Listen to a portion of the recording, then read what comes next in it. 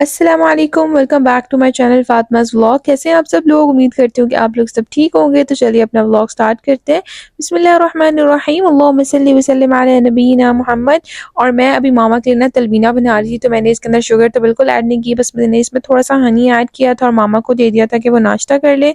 उसके बाद दोपहर में जी मेरा एक पार्सल आना था, मैंने जो है ना वो कुछ मसाले वगैरह मंगवाए थे क्योंकि ये हमें अच्छी ऑफर में मिल रहे थे, तो फिर मैंने सोचा मंगवा लेते हैं। और वैसे भी फिर जो है वो कुछ महीने रह गए रमज़ान आने में, तो रमज़ान में भी काम आ जाएँगे। और ये देखिए मैंने यहाँ पर काफ़ी सारे जो है ना मसाले मंगवाए थे, इसमें अफ़गानी मलाई बोटी, उसके साथ में चिकन टिक्का मसाला, हलीम मसाला, कोफ्ता मसाला, काफ़ी सारे स्पाइसेस थे जो मैंने मंगवाए थे। और ये देखें मामा के फ़ेवरेट रस भी मैंने मंगवाए हैं, और रस ना मामा को वैसे भी बहुत ज़्यादा पसंद है। और आजकल तो मामा जैसे नाश्ते में कुछ भी ऐसी चीज़ें वगैरह यानी पराठा, सालन वगैरह इस तरह की चीज़ें नहीं खा रही, तो वो ईज़िली फिर ना इस तरह का नाश्ता कर लेती हैं।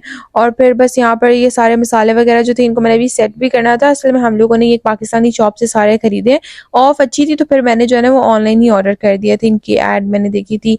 और उसके बाद फिर बस अब मैंने ये सारे मसाले वगैरह सेट करने थे। इनमें शामी कबाब मसाले भी थे, काफ़ी सारे मसाले थे ये। और अभी तो इनकी काफ़ी जो है ना वो तकरीबन 1 डेढ़ साल तक की डेट भी है, तो इस साल में तो हमारे ये आराम से इस्तेमाल हो ही जाएंगे, क्योंकि कोई भी चीज़ बनाते हैं उसमें एक पैकेट तो जो है वो आराम से ऐड हो ही जाता है। तो इसलिए फिर ये सारे स्पाइसेस जो है ना इस साल के लिए बहुत है।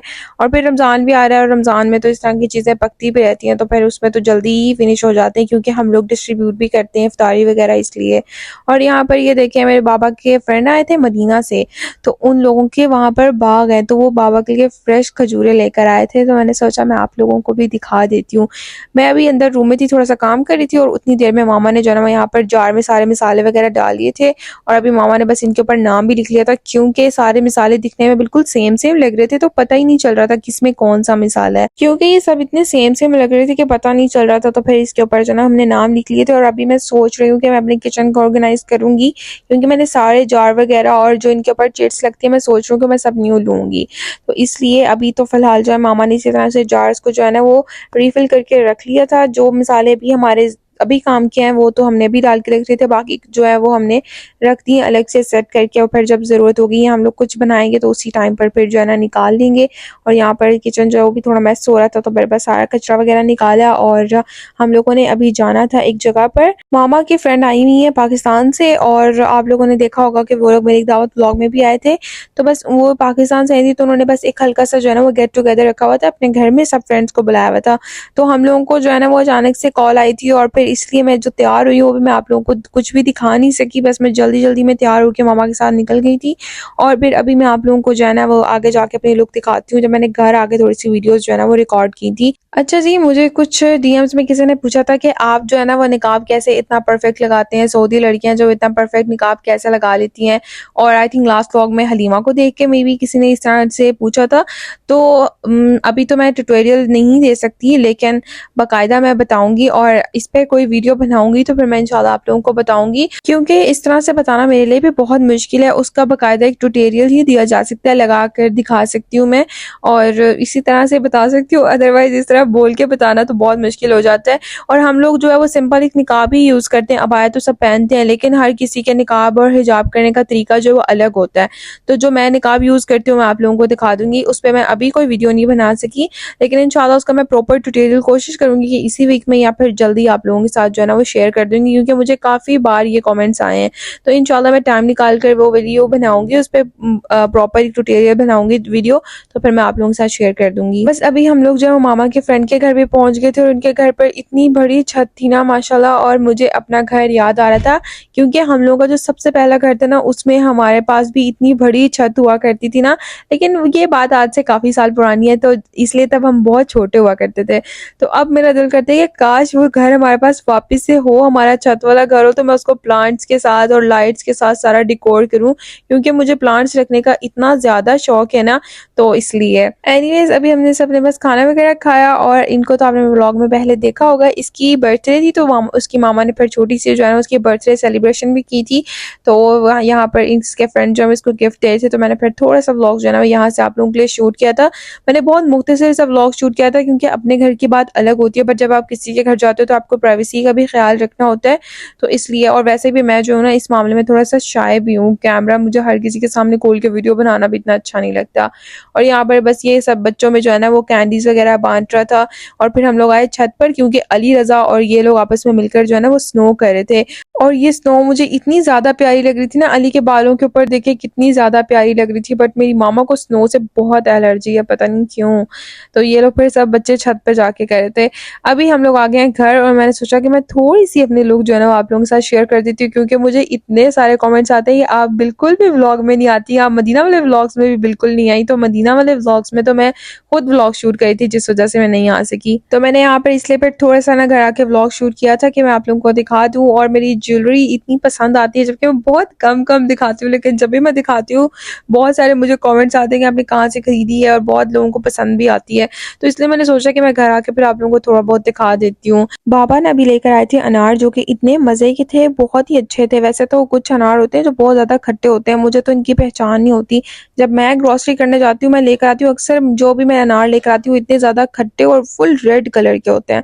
तो ये सब बाबा लेकर आए हैं, तो ये बहुत ही मज़े के, बहुत अच्छे हैं। तो बस मैं अभी वो सेट करी थी, और बहुत टाइम से मुझे आप लोगों की रिक्वेस्ट आ रही है कुछ रेसिपीज़ की, लेकिन बस मामा की तबीयत ना ठीक होने की वजह से मैं शेयर नहीं कर पा रही थी। लेकिन आज मैंने जो है ना वो अपनी एक रेसिपी आप लोगों के साथ शेयर की है, जिसकी मुझे बहुत टाइम से रिक्वेस्ट आई हुई थी। तो मैं यहाँ पर बना रही हूँ आलू बुखारे की चटनी, और उसके साथ में इमली की चटनी। तो आई होप आप लोगों को ये पसंद आएगी, तो वीडियो को ज़रूर पूरा देखिएगा और रेसिपी को भी। यहाँ पर जी देखें, हम लोगों ने आलू बुखारा ले लिया 1 पाव, और उसके साथ में हमने ले लिए इमली। इमली तकरीबन हम लोगों ने ली है 250 ग्राम। इसके अंदर हम पानी ऐड करके इसको हम लोग सोक होने के लिए रख देंगे, क्योंकि हमने इसको इसलिए रखना है कि पहले ही हमने इसकी जितनी भी गुठलियाँ वगैरह ना वो निकाल लेनी है, तो ये थोड़ी सॉफ्ट हो जाएंगी। आलू बुखारा जो उसमें हम पानी इसलिए डाल रहे हैं कि उसमें हमने उसको वॉश कर लेना है। इमली को हमने पानी डाल के रख दिया, उतनी देर में हम अपनी आलू बुखारे की चटनी बना लेते हैं।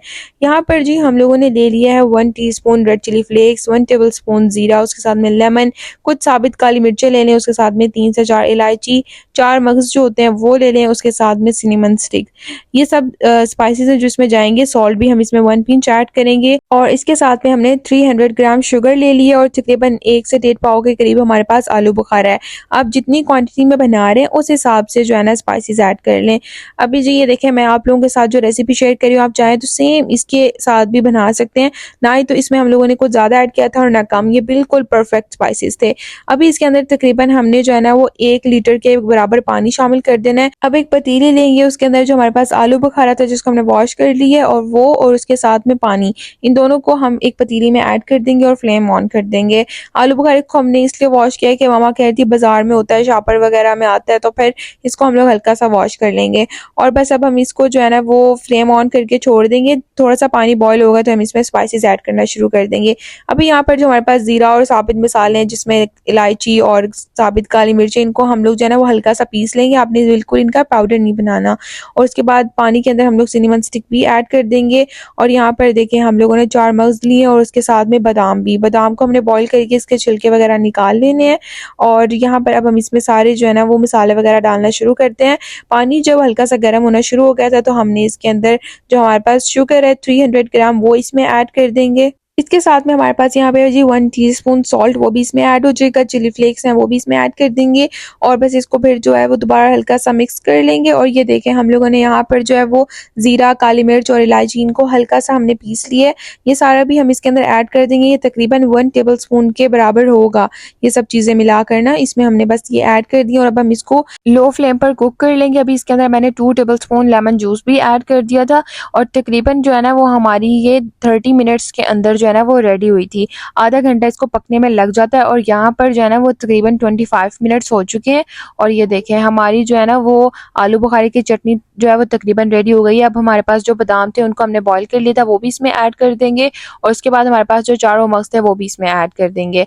और चारों मगज़ जो है ना वो मुझे थोड़े से कम लग रहे थे, तो मैंने कहा कि मामा थोड़े से और ऐड कर लेते हैं, बट मामा कह रही थी हलीमा अली को पसंद नहीं है, इसलिए उन्होंने थोड़े से कम ऐड किए हैं। तो इसलिए फिर हमने जो है वो दोबारा बाद में डाल दिए थे। और यकीन करें, ये इतनी मज़े की चटनी बनी थी, इतनी मज़ेदार। आप लोग सेम इस रेसिपी के साथ ट्राई करिएगा। आई होप आप लोगों को पसंद आएगी। बहुत ही डिलीशियस बनी थी। और ये देखें, हमारे बादाम भी ऐड हो गए हैं, और आपने इसकी थिकनेस देखनी है कि कितने मिनट्स में किस तरह की थिकनेस है। और डिपेंड भी करता है कि आप कितनी क्वांटिटी में बना रहे हैं। अगर आपकी बिल्कुल कम क्वांटिटी है तो जल्दी भी पक सकती है।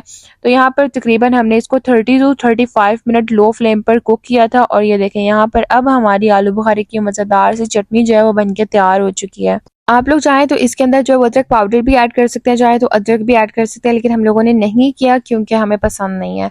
तो अभी मैं आप लोगों के साथ जो है ना वो डिटेल के साथ शेयर करती हूँ। आगे चल के दूसरी रेसिपी भी हम लोग यहाँ पर जल्दी से फटाफट से देख लेते हैं।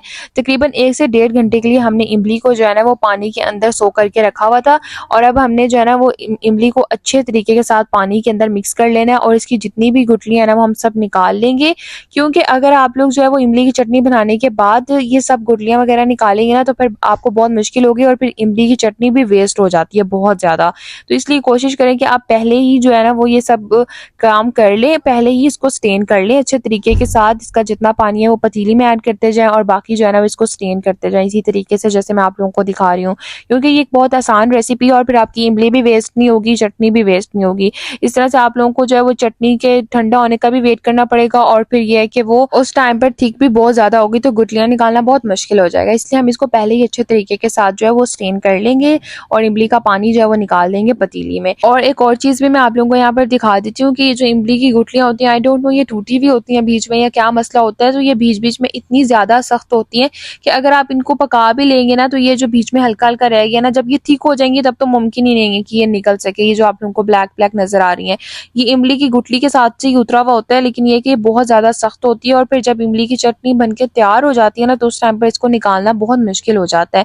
और फिर जब आप किसी भी चीज़ पर चटनी को सर्व करते हैं तो ये उसके ऊपर भी अच्छा नहीं लगता। और जो बाउल आपने देखा था जिसमें हमने इमली ऐड की हुई थी और पानी, वही पानी हम इसके अंदर ऐड कर देंगे। वो तकरीबन 1 लीटर के बराबर था। और अब इसमें सारे स्पाइसेस ऐड कर देंगे। स्पाइसेस में हमने 1 teaspoon red chilli flakes, 1 tablespoon red chilli powder, 1 tablespoon के बराबर ब्लैक पेपर और 1 टीस्पून सॉल्ट इसमें ऐड कर दिए। और बस पानी को हमने पकने के लिए ऊपर रख दिया है मीडियम टू लो फ्लेम पर।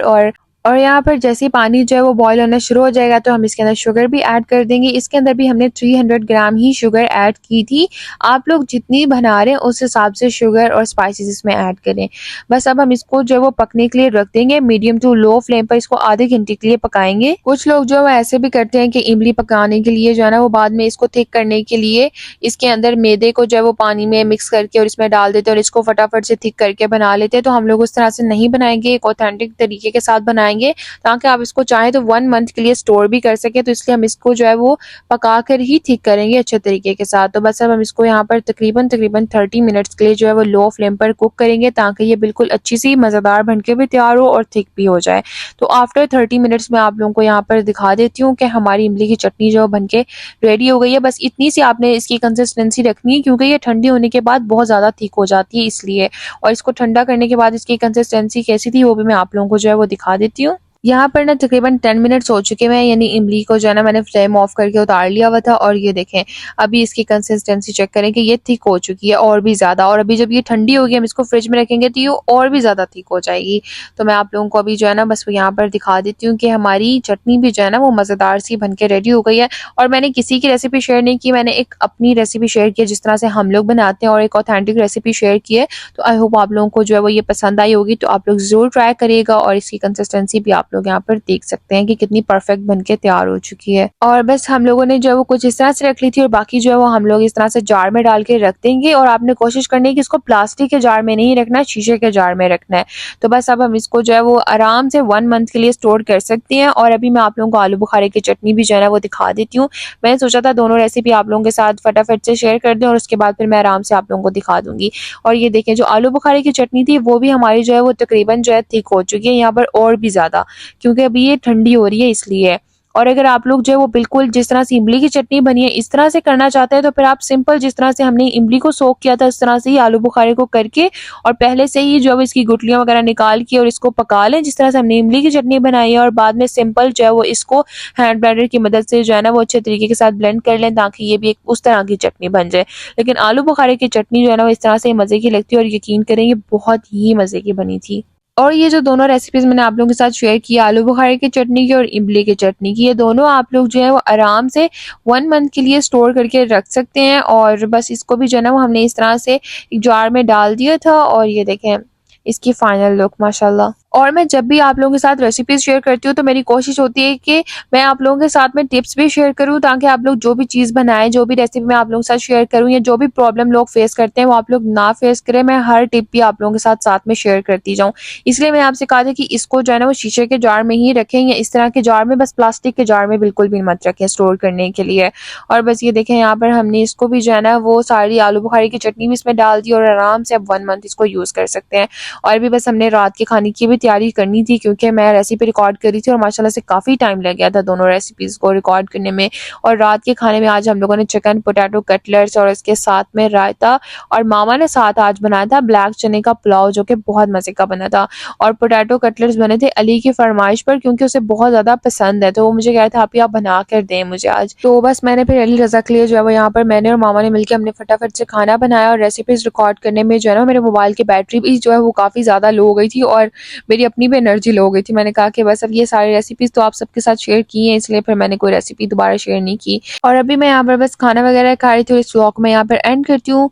आई होप आप सब लोगों को पसंद आया होगा। वीडियो अच्छी लगी हो तो लाइक करें, कमेंट्स करके बताएं, चैनल पर नहीं हो तो ज़रूर सब्सक्राइब कर दें, और हमें अपनी दुआ में याद रखें। मिलते हैं आपसे नेक्स्ट व्लॉग में, तब तक के लिए अल्लाह हाफ़िज़।